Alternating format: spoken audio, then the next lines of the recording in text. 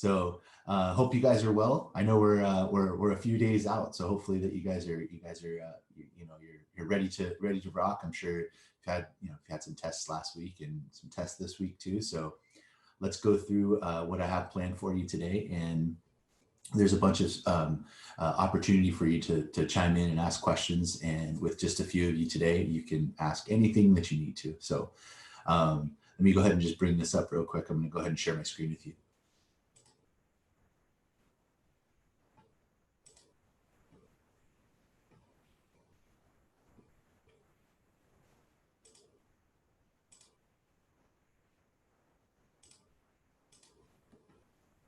Can you guys see this okay?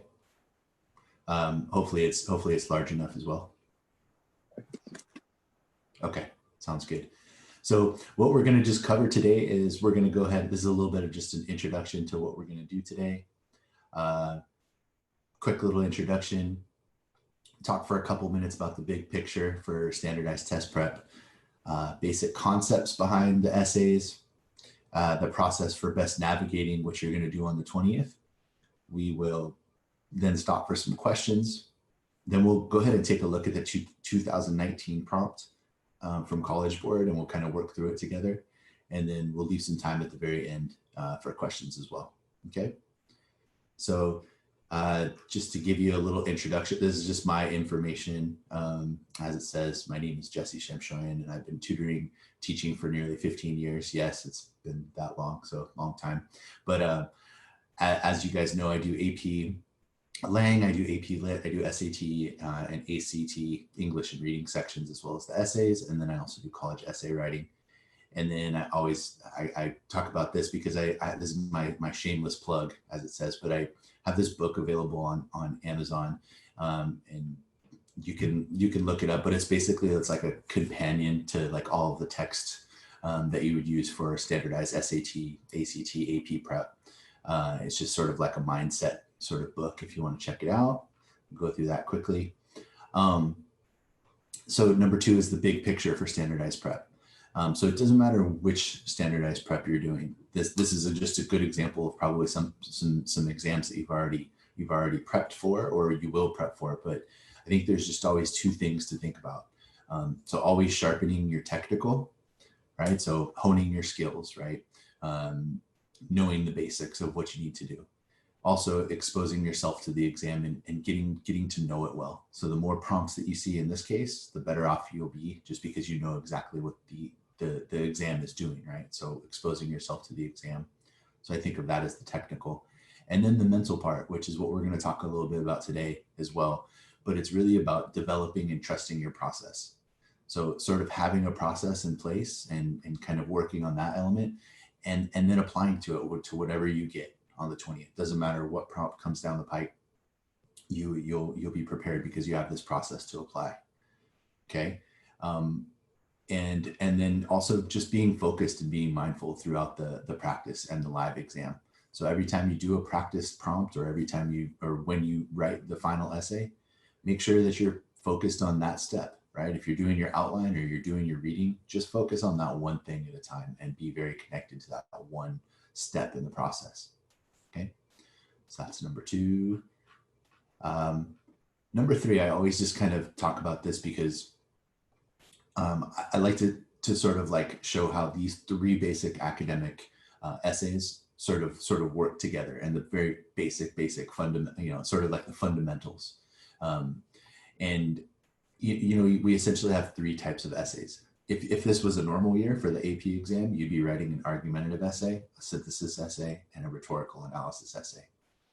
Kind of runs the gamut, right? So the argumentative essay obviously is the essay where you are the arguer, right? And then you support your claims with stuff that you have floating around in your own brain. Synthesis is sort of the same kind of essay, right? It's a controversial topic.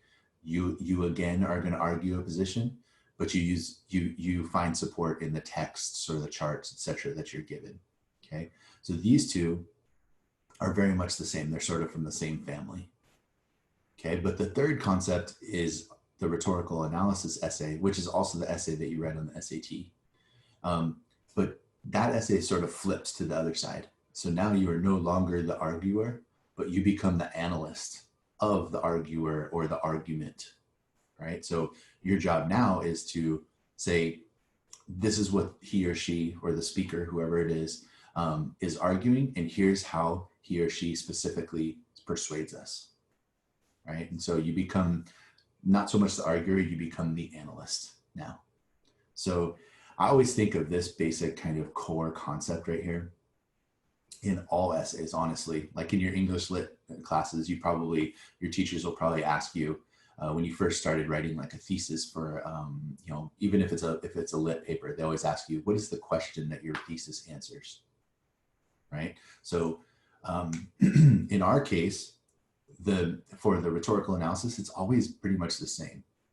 And that question is of what is the author attempting to persuade his or her audience, right? That's pretty much the core question that we're going to always have. That makes the thesis a bit easier on the rhetorical analysis.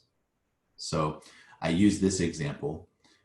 In his historic I Have a Dream speech, Dr. Martin Luther King Jr. skillfully persuades the audience that all men and women should be created equal. Okay, so here's the initial question or prompt. Here's the answer to my question, which becomes my main thesis.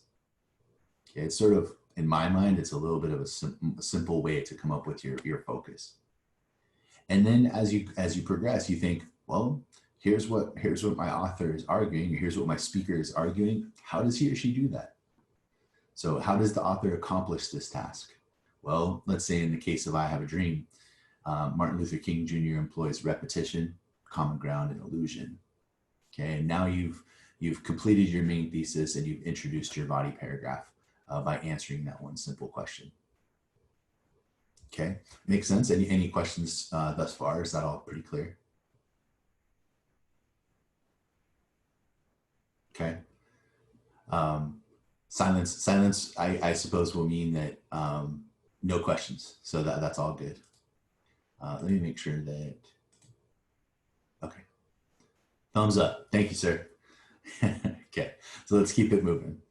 Now this is basically, as you can see, the process for best navigating the AP Lang and composition rhetorical analysis essay, all right? And I just feel like if we have a good process or if we have a good formula in place, like I said, we can apply it to anything. I always think about, the basic 4 steps to writing when I work this prompt. You have 40 minutes, so you can kind of adjust the times based on your needs. But obviously our first step is to read, annotate, and brainstorm, right? Read, annotate for rhetorical devices used, and brainstorm. Okay, how much time you want to take to do that is sort of up to you. If you do a good job of reading, annotating, and brainstorming, the outline becomes really, really simple. And I don't think that you need to spend 10 minutes writing an outline and have all Roman numerals and all this kind of stuff. But maybe something informal, right? Maybe the answer to your question and then the 3 devices that you're going to focus on.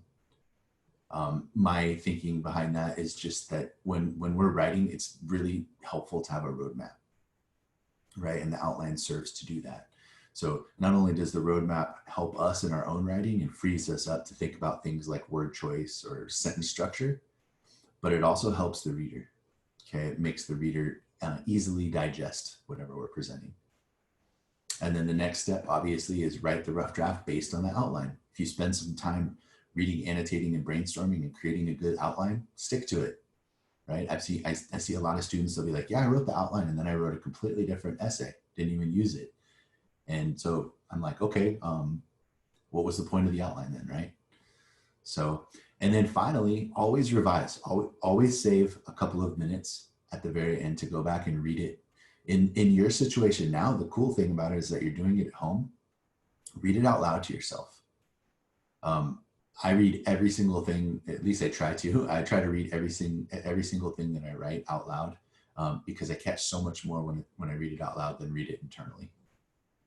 Okay, and so in my experience, after grading a lot of these, especially in the SAT realm, but the thing that stands out to me as the audience or as the grader, the 2 things that students don't do most often is they don't outline and they don't revise, right? I used to grade SAT a ton, and so the first thing you would see within the first couple of minutes is you'd be like, this person didn't outline and they didn't revise. And when there is no outline and there is no revision, it makes the grader's job more difficult, right? And that's the last thing we want. We're writing for this audience, this audience of a couple, essentially, right? So make their job easy. Make sure that they can just kind of sit back, drink their coffee, and you keep that pen out of their hands, so to speak, right? Outlining and revision really helps that. All right. The next idea is just, I just put a couple of examples of rhetorical devices here. As you guys probably know from your English teachers, there's hundreds of them. These are devices that usually appear quite often and that are pretty effective. The ones that stand out to me most are things like common ground, right? Does the author use an inclusive pronoun like we throughout his essay to build common ground, as opposed to saying, I want to do this? He says, no, we need to do this, we together.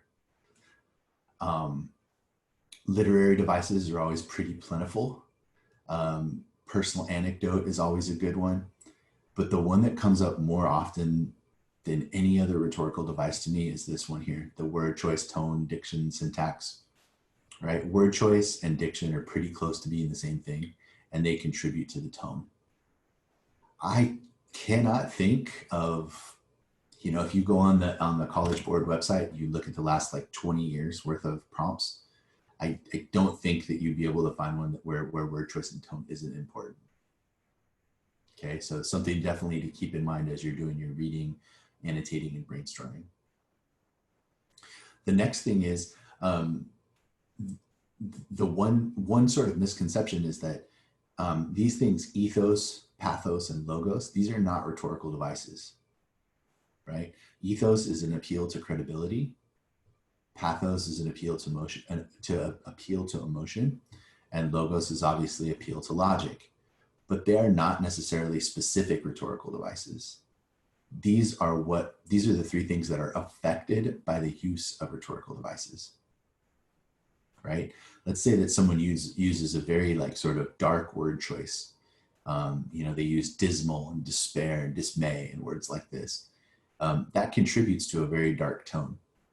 So oftentimes it may be something that appeals to us emotionally. Maybe it makes us feel down as well, right? So ethos, pathos, logos is the effect of the device.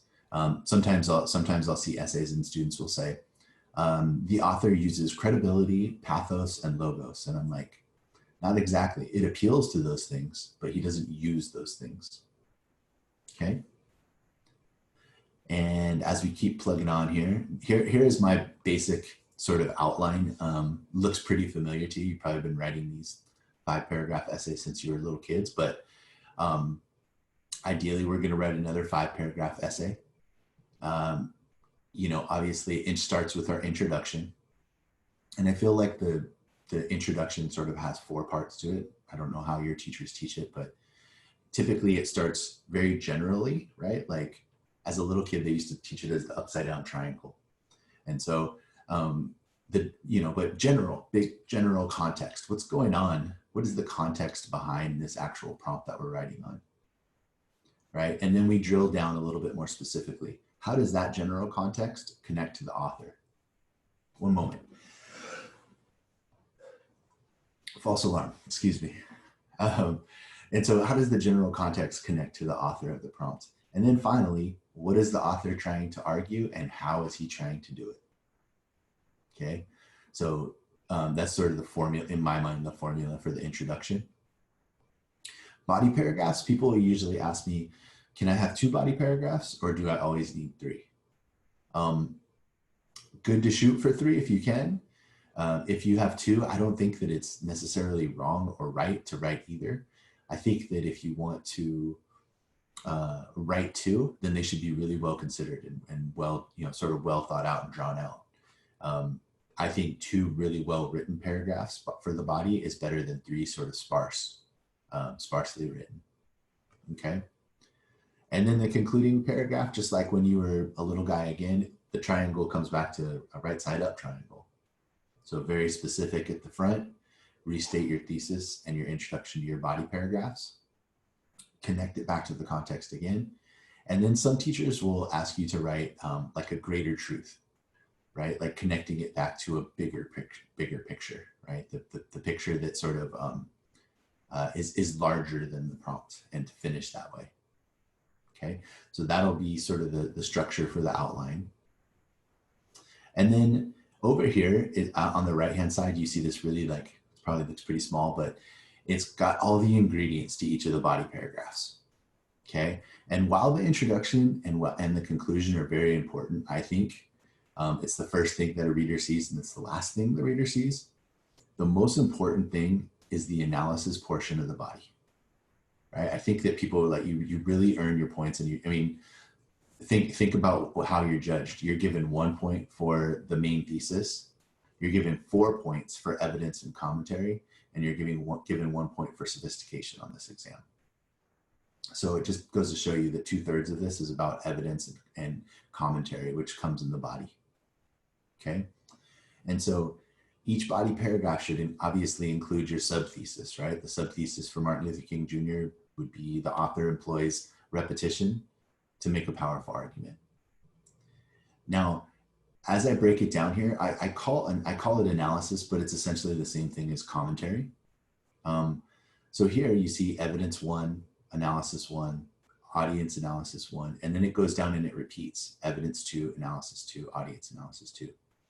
Now, if you have something that, like a personal anecdote, you may just have one piece of evidence, right? It might not make sense to pull a bunch of quotes or paraphrase a lot. But if you have something like word choice and tone, it makes more sense to have multiple pieces of evidence, because usually the evidence is much smaller. Okay. And then as we bring it back around, obviously a concluding sentence, reminding the reader that this evidence is used to persuade us of the author's perspective. Okay. Now, as you look up here, the evidence is probably a pretty straightforward thing for all of you. And even the analysis portion is usually a pretty straightforward thing for lit students, right? So analysis would be, how does the author technically use the evidence or the rhetorical device, right? So in the Martin Luther King Jr. speech, I think he starts 8 paragraphs in a row with the same phrase, I have a dream, right? So you could refer to that as repetition. You could refer to it as an aphora, whatever you want to refer to it as, but explain to us how he does it. He makes sure to start each of the 8 consecutive paragraphs with the same refrain. That's the technical part. That's how he does it. But the most important part is, why is it so effective? Why is it so effective? Why is it effective to start 8 paragraphs over and over and over with the same refrain, right? Does it connect to us? Does it build his credibility? Does it connect to us emotionally? Does it affect us logically, right? And that's the real sort of, that portion of the body paragraph is really what this essay is all about in my mind, right? It's telling your grader how the author persuades and why his persuasion, or why his evidence used to persuade, is so effective. Essentially, you guys are all the audience. We are the audience when we read the prompt. So think about how it affects you, and then and tell us just that, right? Maybe it's the kind of thing where, for example, you could talk about the I Have a Dream speech, and you could say, well, the reason it's so effective is because it's a logical appeal, right? The brain loves patterns, right? It latches onto patterns. So logically, if someone says something over and over, or does something over and over, the brain connects to it, right? That would be more of like a logical appeal. Or if he says, I have a dream over and over, maybe it's more of an emotional appeal, right? Maybe you start thinking about your dreams, right? I have dreams too. Actually, I have the same dream that he has, right? And then it becomes more of an emotional appeal, which means that I will then be persuaded that all men and women should be created equal. Okay? And so again, it just kind of repeats down here, evidence 2, analysis 2, and audience analysis 2, but it's the same sort of formula over and over.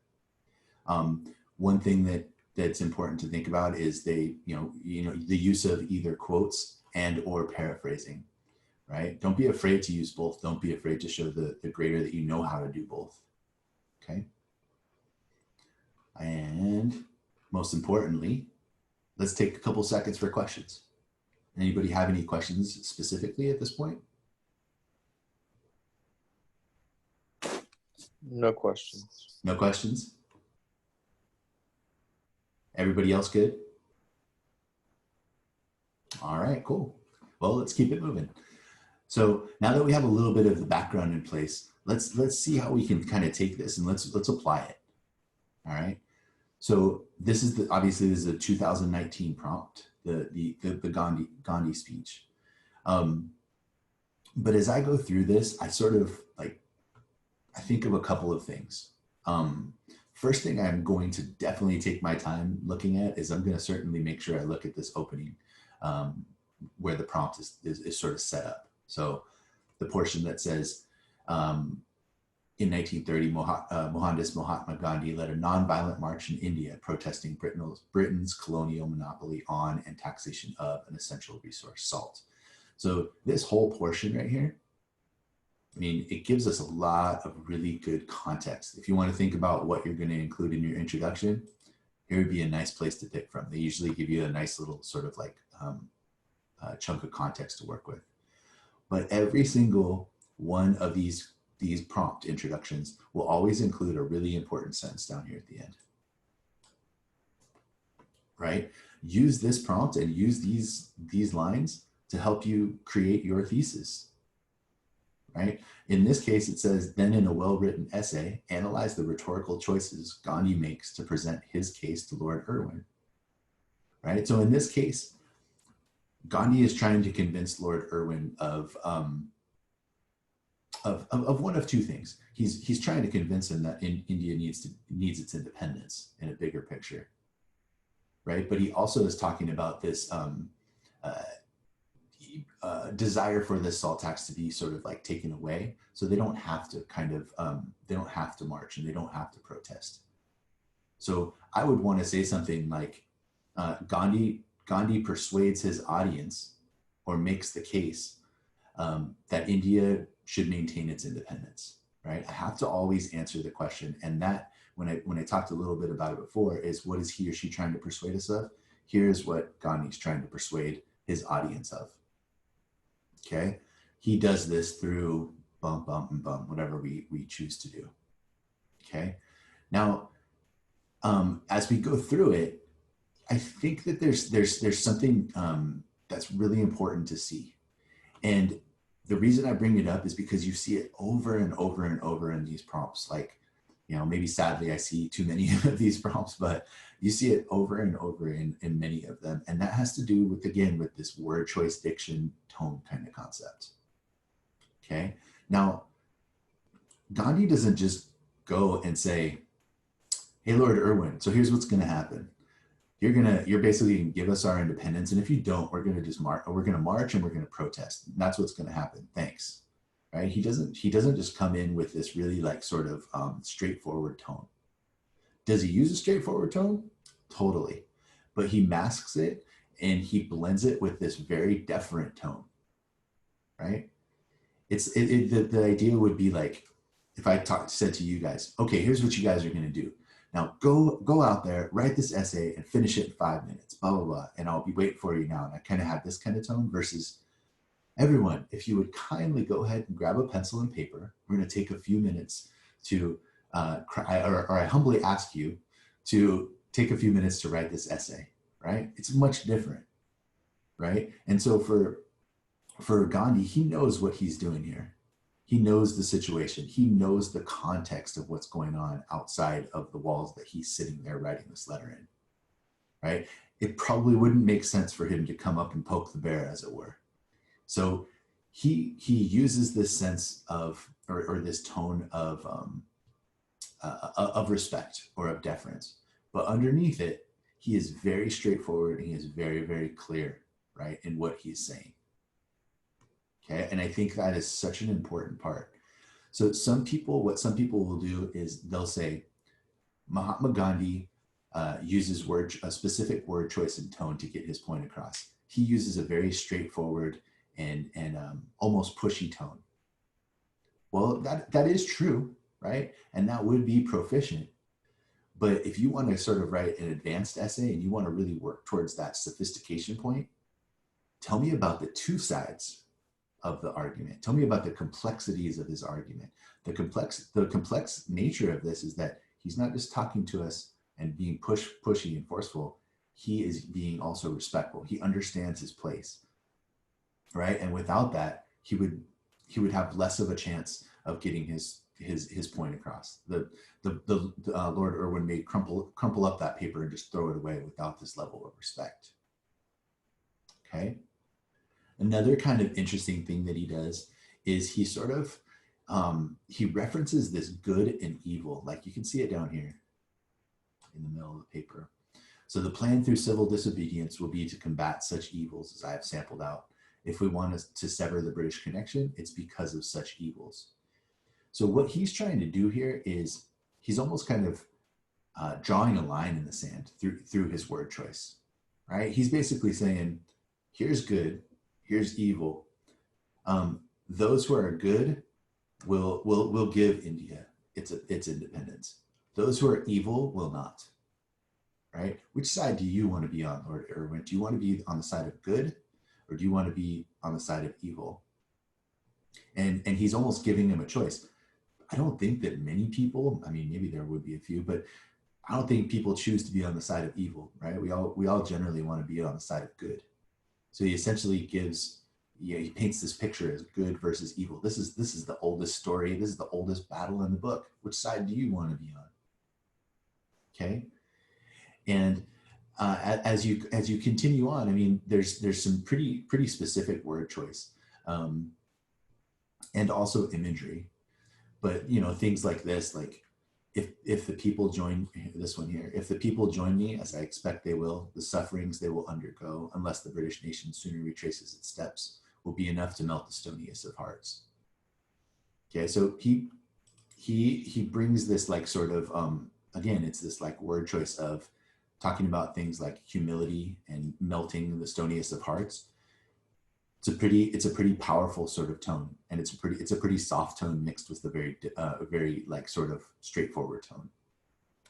Okay, as we continue to go down, he basically he sort of paints Lord Irwin into a corner.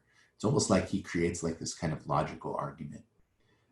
It makes me think like the fact that Gandhi was a lawyer at one point. It's very sort of like a practical approach here.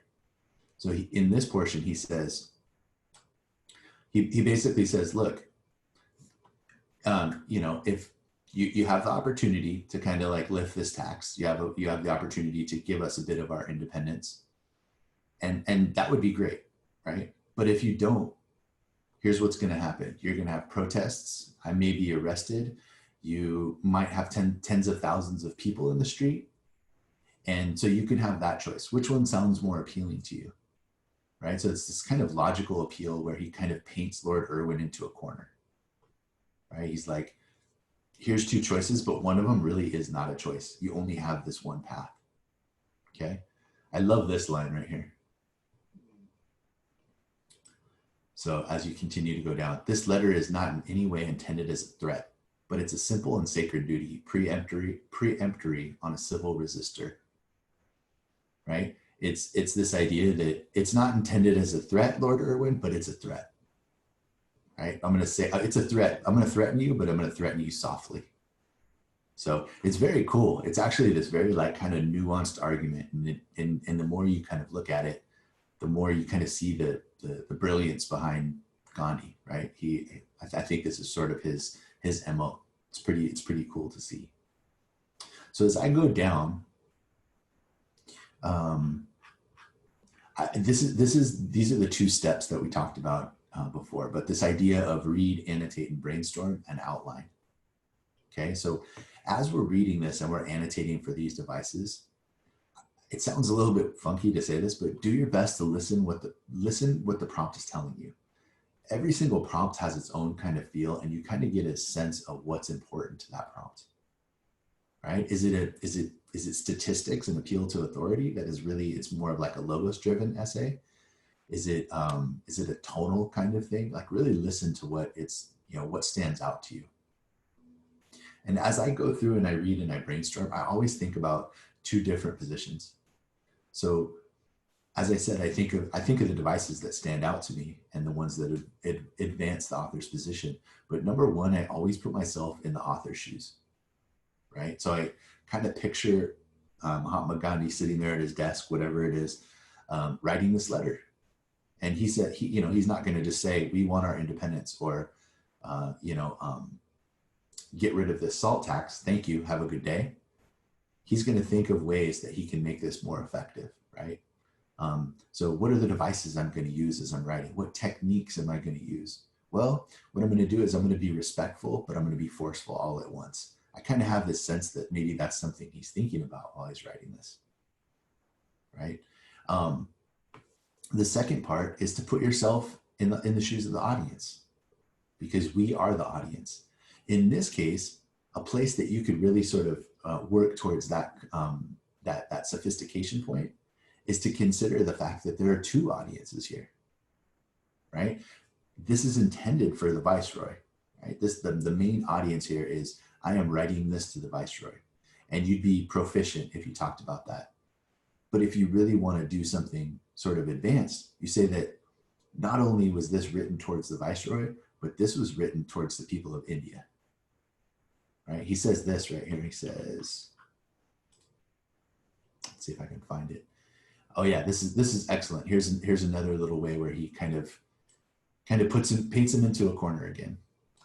If you think that there is any substance in my letter, and if you will care to discuss matters with me, and if to that end you would like me to postpone publication of this letter, I shall gladly refrain on receipt of a telegram to that effect soon after this reaches you. So he's basically telling him, here's another thread. He's like, if you want to talk about this and you want to work on this together, go ahead and let me know. If not, I'll go ahead and publish it. So now we know that this is not just written for Lord Irwin. This is written for all of the Indian people, right? He even sends this very subtle, not so subtle actually, message right here. It says, it is right in the middle here. So the wonder is that we have submitted to the cruel monopoly for so long. It is, I know, open to you to frustrate my design by arresting me.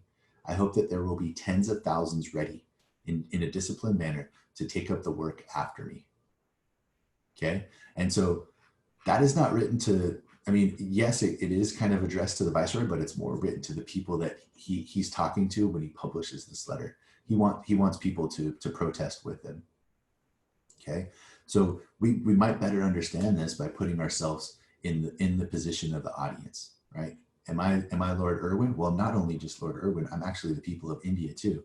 So discussing both of those things in my mind would be a bit more of noticing the complex nature of this prompt, and also a place that you could sort of provide more insightful analysis as opposed to just general analysis.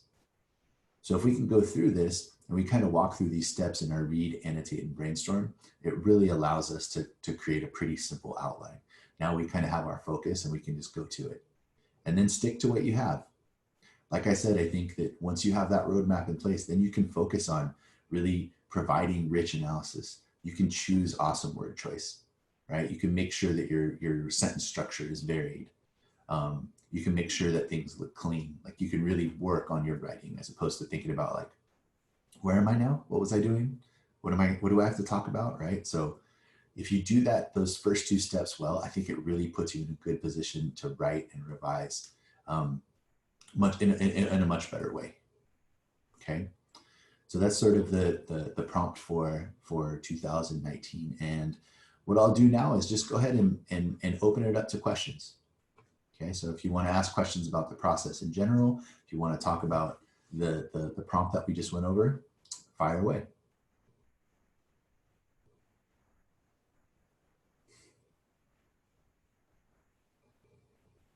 We all good? We 100%? Thumbs up? Thumbs up, Kari. Okay, cool. Okay. And that's sort of it. So I hope that was helpful for you. I hope it gives you a bit of a bit of a process to work. As I said, as you're continuing to practice this weekend and maybe even into the first part of the week, think about how you're going to develop this process. And I think that when we have a process in place, it takes a little bit of the anxiety away from what we're going to face. You can only control your process, right? You can control the things that you have in place. You can't control what College Board's going to give you. They're going to give you what they give you. But you can apply your process to anything that comes your way. That I'm very confident of. Okay. So that's essentially it for the day. I hope you guys have a great weekend, and I hope that everything goes very well for you on Wednesday. I'll definitely be rooting for you, and happy studying to you. Okay. Thank you very much. Have a great day. Take care, everyone. You too. Thanks. Bye.